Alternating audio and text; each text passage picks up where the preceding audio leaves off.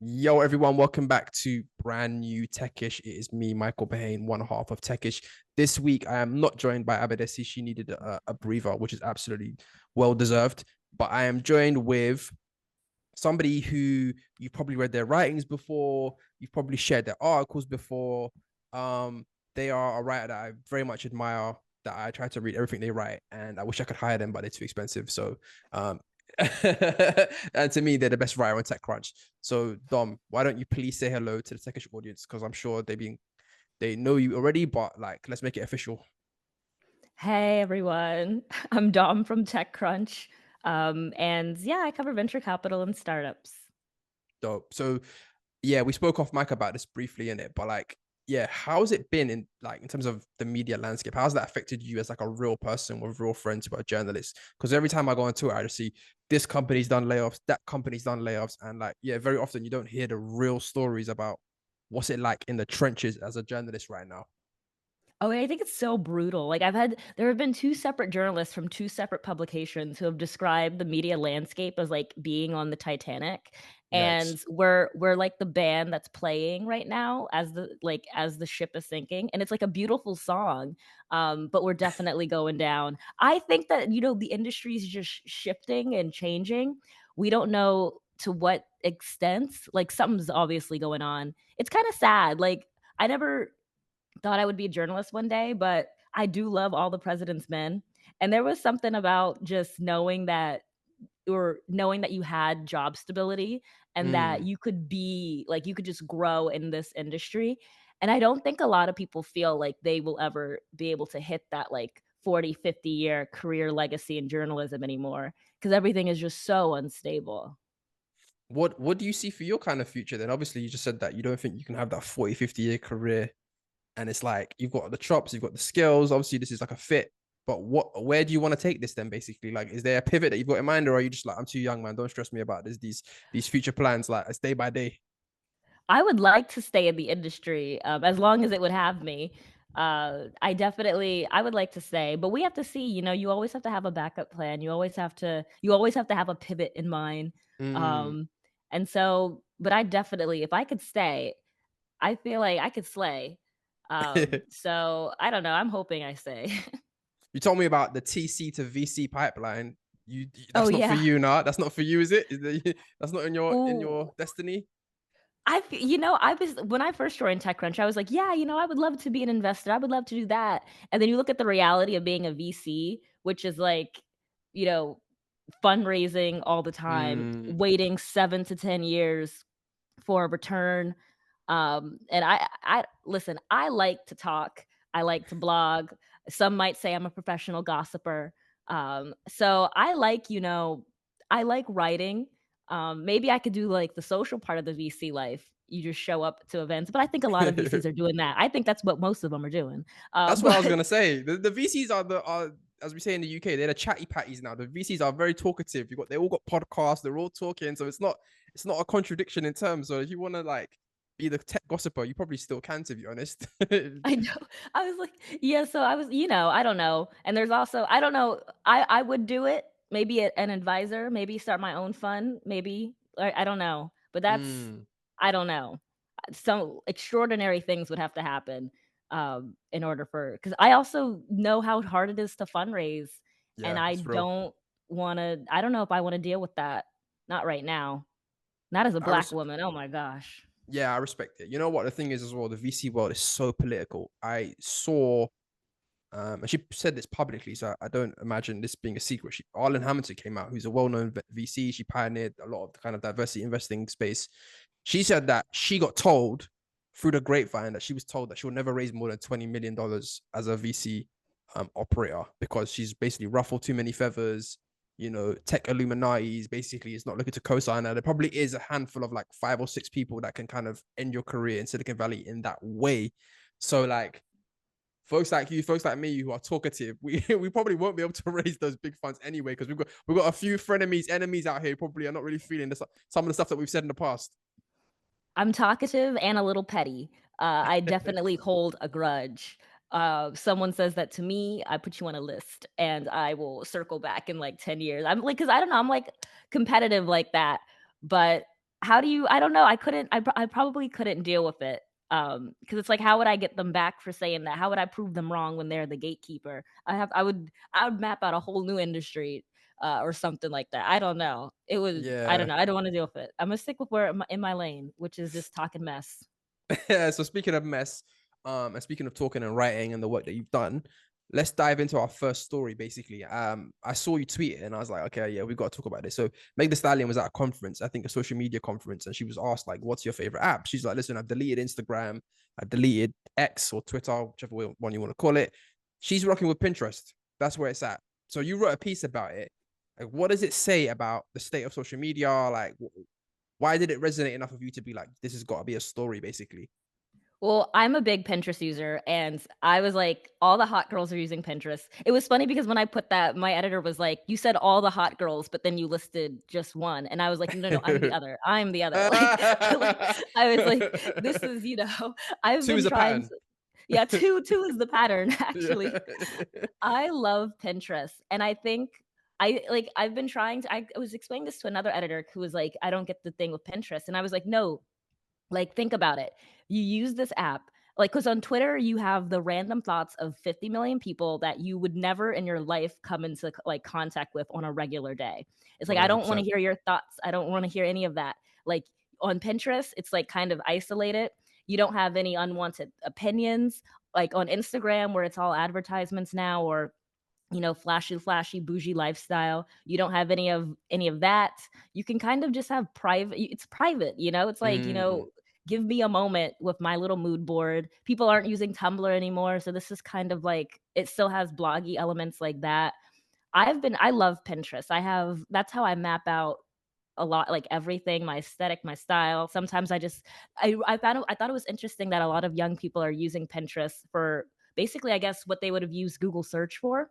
Like, mm. you just and it's probably because the images on Pinterest, well, I don't know about the copyright claims, but the images on Pinterest, they just have that aesthetic, like, they're really, really good images. When I Yeah. used to, put, uh, images on my Instagram to kind of advertise some of my work, I would pull some of them from Pinterest. I stopped doing that, but why did I stop doing that? Oh, yeah, I don't use Instagram that much anymore, but, like, it would all come from there because it's easy. The algorithm is so, so good in Mm. terms of, like, the algorithm knows me. And they know, like, I don't wanna see any of whatever that other stuff is, like, show me this. And I think that's why a lot of people are using it now. So, of course and Meg The Stallion, it didn't surprise me that she was using Pinterest, and getting away from the thoughts of people because the internet completely has been dragging her for 2 years, Yeah, you're right. since so it made sense that she wouldn't be on a platform or platforms that have, like, so much interaction with so many hateful people. Yeah, I didn't even think about that. So essentially with Pinterest, you've got something where it's kind of it's silent. There's not a thousand voices throwing their opinions at you. It's very much just what is your mood? What kind of vibe are you trying to create, basically? So that makes sense. And I guess TikTok was meant to be that way, but TikTok just went insane. Like you go on TikTok and like, after about 5 minutes, you're just like, I'm stressed, I'm tired, I don't want to be on here no more, but I can't help it. Like they're gonna show me another kind of viral clip that I'm gonna, what I'm saying, it's a whole nother rabbit hole. Interesting. So you're bullish Pinterest then, basically, because you know what? Because I think when they went public, it hasn't done that well. But I feel like Gen Z is really rocking with it. So maybe that's something that investors are kind of sleeping on. Let's see. We'll put a note. We'll check the stock price in a few months to see if Meg's voice basically has an impact on it. Because you know what? This is a nice little segue actually. So Marcus Brownlee, the YouTuber, and sorry, this was not in the show notes. I'm gonna free you're gonna have to see if you can keep up. But basically, Marcus Brownlee, the YouTuber, he did a review of a car called Fisker and said this is the worst car I've ever driven, basically, and it just tanked the stock price of the company. And then Humane now has released their little AI pin, and he's basically did a tweet where he showed a picture of it and was like, "Should I review this?" Knowing full well that he could probably just wipe out the company before it even basically has a chance to get its legs out underneath it. We live in a world now where famous people, influencers, content creators can actually really mess up billion-dollar companies. Like, what's your thoughts on people using famous people, influencers as a kind of proxy for finding out like whether product is good, whether company should survive, whether I should drive this car or spend this amount of money? Like, do you have any thoughts on that? No, I mean, I definitely remember, I think it was in 2017 when Kylie Jenner tweeted something about Yes, Snapchat, and I yes. think everyone was like, "Holy crap." No one expected, like, her random tweet to just completely crash Snapchat stock. And so it's kind of scary, honestly. I don't know, it's probably why maybe celebrities aren't I don't know, I feel like they're not tweeting out their opinions that much in terms of I think that a lot of them know the power that they have, except X. Everyone Mm, knows that X is that's weird, that's beyond. But in terms of like, I don't know, I, I it's kind of it is really, really scary to know that, but then also maybe not I'm trying to think of like the pros and cons of it, because if the product does suck, like mm, I remember thinking that a lot of people had been feeling or thinking what Kylie was thinking, 100%. and people had already felt that way. And so maybe maybe Snapchat just needed to hear it, from someone like that. And so I mean, like, if this there's been criticisms with the new humane AI pen, and if if this person, it, we can't get, I don't know, it would be different if it was like celebrities just going after a good, like if someone came out against Pinterest and said this place sucks and it Yeah, crashed the stock, it would be like, yo, back off my girl. yeah. But some of them have been quite valid. I mean, celebrities are users too of platforms, and so they definitely have thoughts. I'm trying to think if I see it a lot anymore, but I don't know. I'm not deep into the tech review space though. Yeah, me Um, neither. It just came up. The story went viral, I think, with Fisker, the car company, because he literally titled it, "This is the worst car I've ever driven." And then, like, you could just see the stock price. It was already going down, but it kind of really sent it over the edge. The other example is, I know you lot over in the States probably don't know him that well, but Cristiano Ronaldo, who's like a soccer player or football player, he at like one of the tournaments, the World Cup, said when he was like doing a press conference, they had like Coca-Cola bottles everywhere on the press conference, and he just removed it and said, "No, like agua, as in like water, as in I don't drink this shit. Basically, like keep this away from me." And the Coke stock price went down like quite a bit, although it recovered. I feel like we're now in a world where like I would rather listen to an influencer telling me what not to buy versus what to buy. Like I can't tell you the last time I saw an influencer plug a product and I was like, yeah, I need to get that. But if they're saying like, if an influencer came out and they're not paid to say this and they're like, I hate this shit, that might move me to be like, okay, maybe I'm not seeing something here, or maybe I won't buy Humane, or maybe I won't buy the Apple Vision Pro or whatever, for example. well, Do you know what yeah, I because mean? they have a lot of incentives not to, or like they have a lot of. I imagine like Coca-Cola would give Cristiano like $1 billion if they could 100%. just be the voice. Like he doesn't. He could have just kept the Coke there and then also asked for water. So like celebrities, they kind of have more of a reason to kind of be fake and say like, oh, I really like this place. So I think when they come out and say, this sucks, it's Yeah. kind of like, oh, that's definitely the truth. um, it must be really scary being a public company knowing that like Rihanna could wake up one day and just eliminate you. Um, that's so Yeah. funny. You know what? So, um, on a separate, I don't even know how to frame this story because it is celebrity culture. It is, this is pre-influencer culture, but it did kind of, this story touches upon the origin of influencer culture because there was a Kardashian involved. So obviously OJ Simpson, if you've been living on the rock, has passed away. Um, and I'm a big OJ Simpson trial nerd. Like I've watched every single documentary and every single thing to do with it. But before I jump into all of that stuff and just ramble, like, what was your initial thoughts? This is probably like you're Gen Z, aren't you? You're officially Gen Z, aren't Yeah. you? So But this you is know way what? before your time. So No, what's but your thoughts? Go on. I told someone, I was like, the OJ Simpson trial is so embedded in the Black community that I feel like I was there. Like I feel like I saw the Mm, whole thing. I saw the car chase. I saw it. I don't know how I saw it, but that was like finding out that that happened years before I was born. I was like, then why do I remember everything? right. Like that was, oh my gosh. Yeah, obviously the footage is iconic of just people celebrating and people being despondent, and obviously it just fell completely along racial lines. And there's an amazing documentary series called OJ Made in America, which kind of breaks down the origin of like how it came to be that was the response, right? So in your mind, what's your perception then of that moment where folks were like, "Yo, we're happy that he got off, even though we probably do know that he did do it." Like obviously there's a thread of like the injustice that Black Americans are faced by, at the hands of the LAPD and other police systems and other kind of injustices. But like, do you have any vibes about that? No, the OJ trial is still really interesting because I think even everyone in my family has a different theory on what happened. But it was completely well, looking back now, it's obvious like that was one of those moments that kind of changed everything. Even like I Mhm. saw that you can link OJ back or you can link OJ to the rise and I guess courtroom TV and Mhm. everything. Like this was such a moment. Like, there was a Shrek reference, the OJ car crash and that and a clip that went viral on Twitter, and I was like, "Oh, that's what what is it, a white A Bronco?" Bronco, yeah. And then, like, someone was on a horse on the white Bronco horse, like, running into the forest, and there was, like, the TV camera saying, like, "And we got a white Bronco," and I was like, "Even Shrek," you know, like, that's really it was when he died, first of all, it was, like, one of those things where it's like, "Oh my gosh, I can't believe OJ died. OJ can die, like, that's crazy," and Mm. then all the it was there were so many jokes and memes on my timeline, and it was interesting because there were people who were bringing up, like, the more serious matters of it, Yeah. and then also just people just completely cracking jokes about this man being dead, and to think to look back and see this is probably where I can probably understand why I don't or where I can say, like, "Oh, yeah, this was before my time," because what I do feel is that I'm still understanding is kind of the context in which this happened because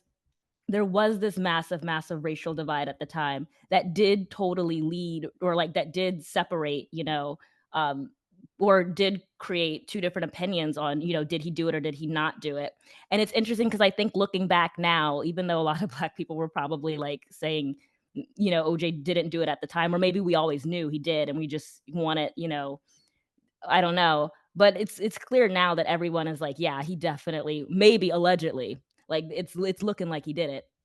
But I don't know that those were it's still one of those infamously decisive things. And then to know that he went to jail for something totally bogus. Now that I remember when they got him Yeah. for like robbery or something like that. Yeah. Um I don't know. He's one of those weird cultural figures, but he was also one of those people that he never really what was it? He has that "I'm not black, I'm OJ" thing. Yeah. So he always kind of distanced himself from the black community. So it's ironic that he became that figure of like black solidarity with somebody who was basically probably guilty, but people wanted him to get off just because of like, what happened with Rodney King and just to win one basically. But he himself was not pro-black, really and truly. He himself couldn't wait to get into like a white enclave. And, supposedly when he was arrested, and there was a lot of like black folks that came down to kind of cheer him on after the white Bronco chase. He was like, why is there so many N-words in my area? Basically, that's what he said to the police officer because he was like, he just still didn't fully grasp like what was going to happen to him, and he didn't really understand why he was getting such black support even then. Um, but yeah, that trial, so much of the stuff of the modern world came from that trial. So apparently, the kind of on screen, where they have like an announcement under the screen when like you're watching a show, that was invented then. So essentially, they were showing football matches and they were like, NFL matches, and they had to have like the chase like updates underneath just so people could know like what was going on at any given time. Obviously, 24-hour TV. The Kardashians, Kim K's father, he was OJ's boy, and he basically was one of his lawyers. And actually, the poor victim, Nicole Smith Simpson, her best friend was Kris Jenner. So the fact that we even know who the Kardashians are literally just comes from those events. Like it's actually insane. It's like the nexus event of the entire universe, almost basically that OJ Simpson trial. And yeah, in the documentary that OJ made in America, they talk about how his conviction on that later date, one of his lawyers was like, in my school we had 4 quarters where my NFL team in my school was crap. We would get beat, but it was the fifth quarter where we would beat up beat them up basically after the match. He was like, that was the fifth quarter where it was purely just like revenge by the justice system to get him for Trump. It wasn't trumped up charges, Oh but they yeah. over exaggerated his sentence basically because they couldn't accept the fact that he had gotten away with literally double murder. Um, Yeah, yeah, no. It definitely seems like a lot of the support was coming to as a big FU to the US, prison or, government or what is it? The court system, which is still just absolute ridiculous. And you know what's really interesting is I think it is a complicated relationship because I remember when I put into my family chat that OJ died, and we now know we all believe some version of the fact that he did it. And my dad still said, "Rest in peace." And I was like, "Huh?" I was like, "Wait, what like, we just what?" So, he is it's so insane to think, and I don't even know, maybe do you think he ever realized, like, the cultural figure he was and became? I think when in his last years of life, he started being an internet troll, Yeah, but 100%. I don't know if he ever understood just the absolute, like, cultural shift that he caused in terms of how we consume a lot of, I don't know, media, entertainment, the intersection of justice and I don't know. It's a heavy weight, definitely. Yeah, it's hard to kind of have any sympathy for him because he's the kind of guy that when he got broke, he started writing books called like "If I Did It." Do you know what I'm saying? And Ex like, do you not know that he wrote a book called "If I Did It," basically doing a fake confession scenario of like, this is how I would have done it if I did do it. And then basically because he lost a civil lawsuit with the Goldman families, who was one of the victims, they took ownership of the book and they basically published the book and basically made the if really, really small. So the book looks like I did it basically.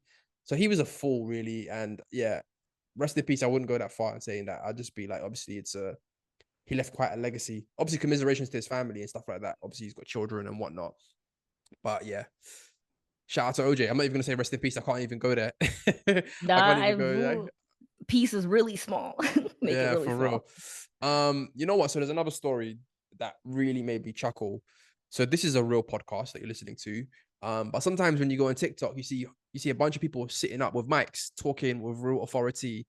A lot of times they're not real podcasts. I realize slowly and surely that a lot of the podcasts that I'm seeing on TikTok don't really exist. It's people kind of either speaking to themselves, but they basically realize there's a glitch in the matrix where if you sit there with a mic, it looks like you just have more knowledge about you're more knowledgeable, that you're more important.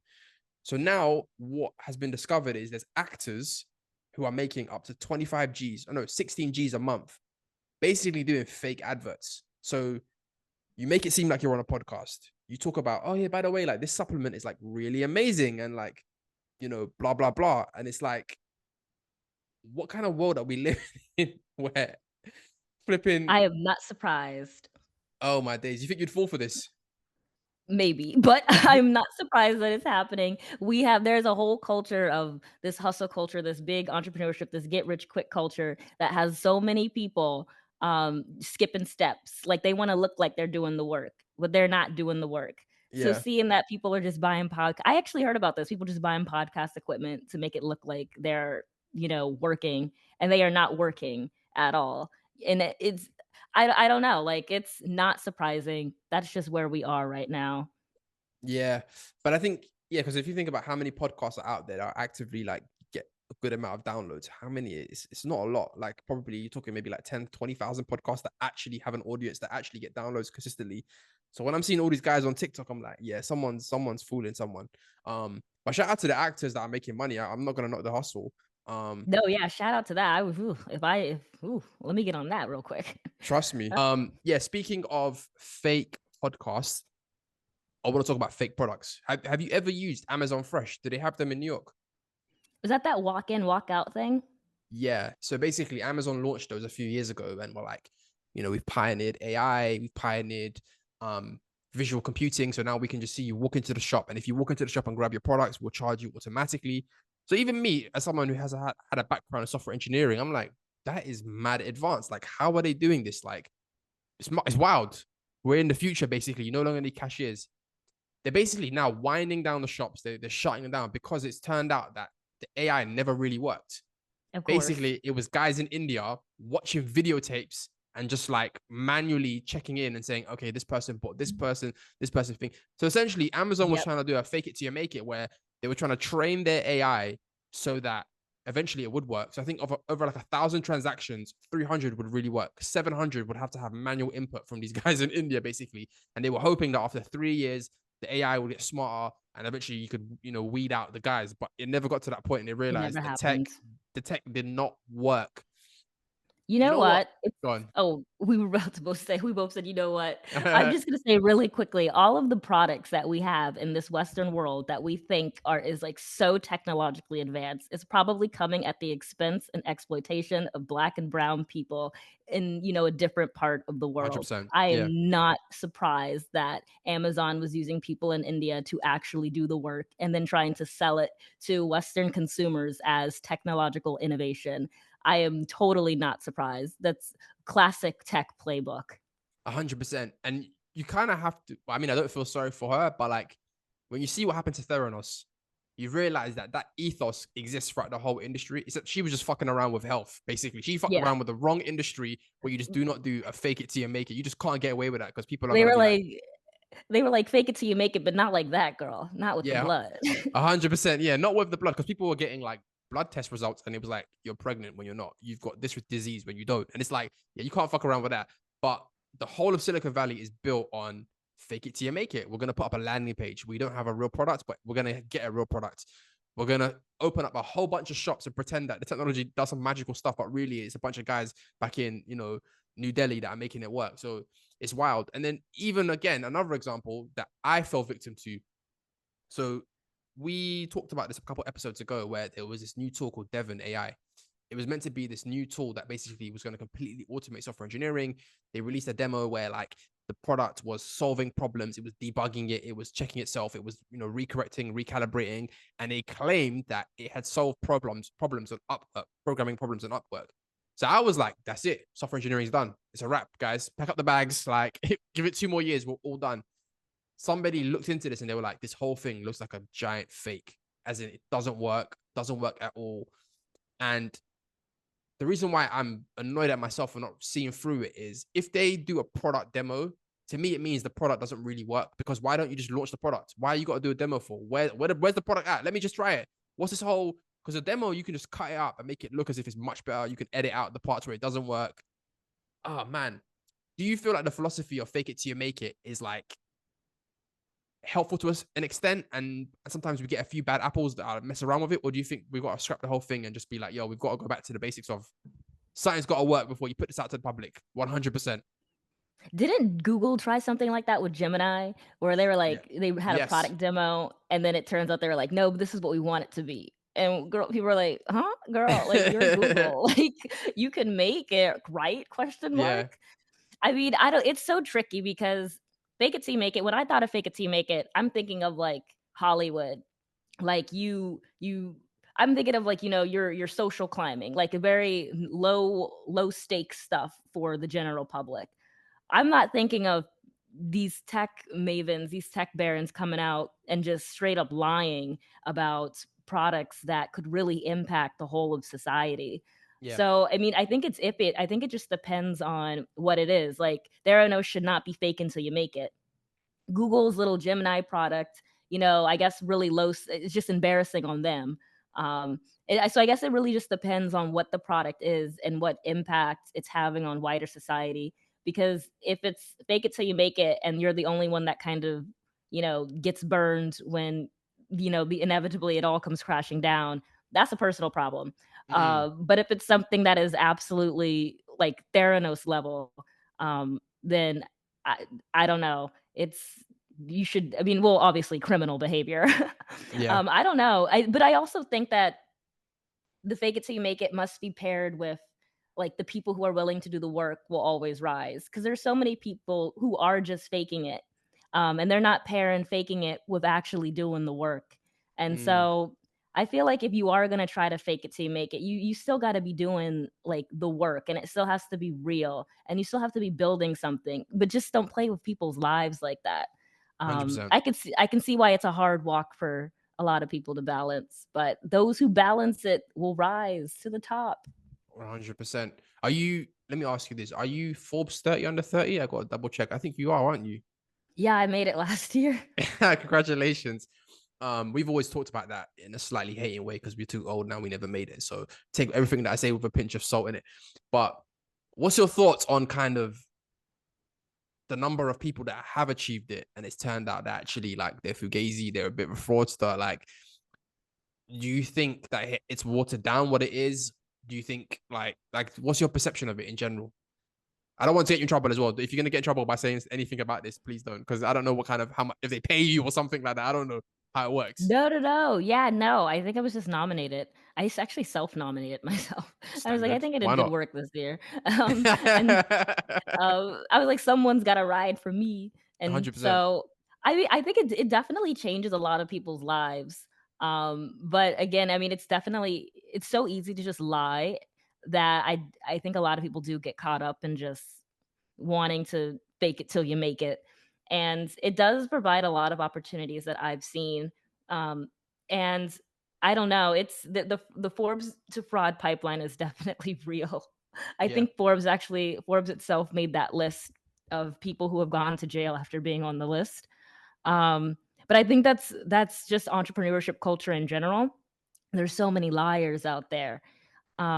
And it is really easy to lie right now. And it's just easy to deceive people. I mean, there's that girl, what is it, Charlie Jarvis or something? I Yes, mean, the JP Morgan. she deceived JP Morgan Chase. Like, that's, girl, Jamie Dimon, what happened? So, I mean, if JP's out here getting deceived, I mean, obviously the rest of us are, it's hard. She's actually my hero, because if you're gonna defraud anyone, please let it be like a big financial institution like JP Morgan. Like, because I I think know. she sold her startup to them, and she was like, "Yeah, we got like 50 million users," and then like the exact number of users she had is basically the maximum rows that you can do in Excel. So they realized that like, oh crap, you just completely made up all these users and maxed out like your Excel spreadsheet of like dummy users and sold us a bunch of crap. I don't know if she's gonna go to jail. She probably has been caught. I wish she did get away with it, because to be honest, if there's anyone that deserves to be defrauded, probably it's the big bank. But shout out to JP Morgan. I ain't got no enemies. Don't come for me, JP. Still sponsor Techish, please. We need the money. But so quickly going back to Forbes, has it made a difference? Do you know if people, the energy is different when they're talking to you? They're like, oh, okay, like, is Yeah, that people are you? nicer to me. You definitely get the sense of, like, now you've proven yourself and you're worthy of some people talking to you. But the gag is, I don't really tell people that I made the list, because I'm like, if you're gonna come, I need to see how you come, like, you gotta come correct, like, first and foremost. And if you just switch up because you see my name on the list, I've already eliminated you in my head, because I was like, this is somebody who I don't know, like, clearly these things mean that much to you, that what's that quote where it's like, you can tell a lot about person about how they treat others who can do nothing for them. Right. And so I use it as a nice little character benchmark. Like in professional settings, it's totally fine. But in my personal life, I'm judging you depending on how you respond to that. Okay.